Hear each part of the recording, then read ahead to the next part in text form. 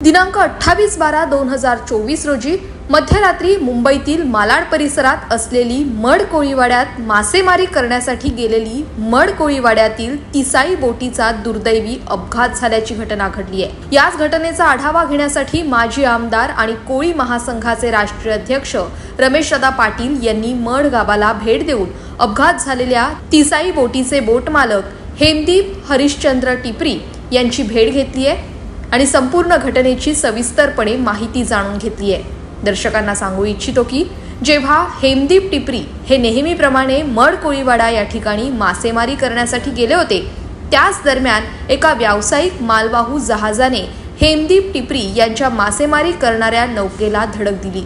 त्यामुळे ही नौका बुडाली। या नौकेवर असणारे खलाशी यांना बाजूला असलेल्या सौटी ग्रुपच्या नौकांनी सुखरूप बाहेर काढले। प्रसंगावधान राखल्यामुळे सुदैवाने या घटनेत कोणतीही जीवितहानी झाली नाहीये।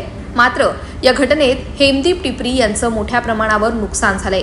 या भेटी दरम्यान हेमदीप टिपरी यांनी रमेशदादा पाटील यांच्याकडे अशी मागणी केली आहे की ज्या व्यावसायिक मालवाहू जहाजामुळे ही दुर्घटना घडली त्या व्यापारी जहाज मालकाकडून आपणास नुकसान भरपाई प्राप्त होण्याच्या दिशेने राज्य सरकारकडे त्यांनी भूमिका मांडावी।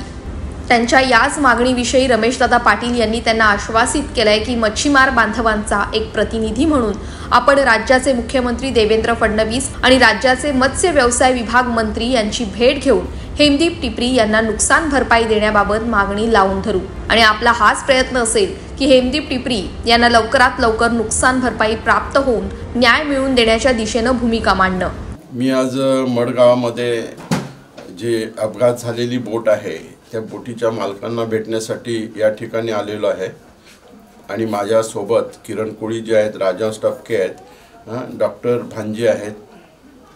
या ठिकाणी आमच्या भगिनीसुद्धा उपस्थित आहेत कारण त्या बोटीचं फार मोठं नुकसान झालेलं आहे।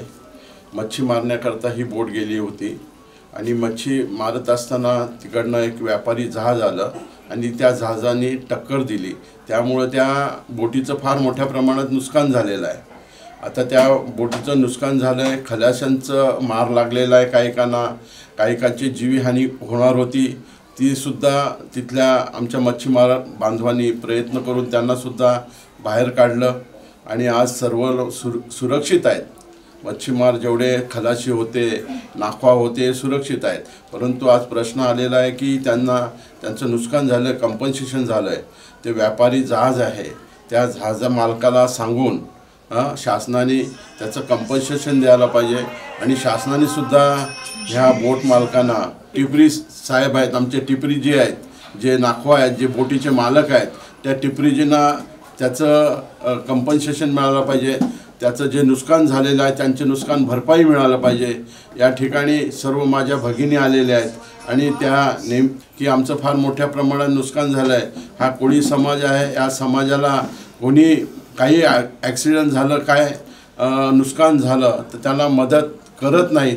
परंतु मी माझ्या परीने मी तुमचा प्रतिनिधी आहे, पण माझ्या परीने मी माननीय मुख्यमंत्री महोदय देवेंद्र फडणवीस साहेबांना उद्या भेटून त्यांना माझं सर्व तुमचं जे नुकसान झालेलं आहे, ज्या काही गोष्टी घडलेल्या आहेत त्या त्यांना सांगणार आहे आणि त्यांना शासनामार्फत आपल्याला टिपरींचं जे नुकसान झालं आहे, जे मालक आहेत हरिश्चंद्र टिपरी जे मालक आहेत त्या मालकांना मी आश्वासित करतो की हे शासन निश्चित तुम्हाला मदत करेल, कारण हे शासन मदत करणार आहे। आणि मी माननीय मुख्यमंत्री महोदय, माननीय मत्स्योद्योग मंत्री यांनासुद्धा मी विनंती करणार आहे की जे आमचं नुकसान झालेलं आहे, जे नुकसान भरपाई आहे ती आम्हाला मिळावी।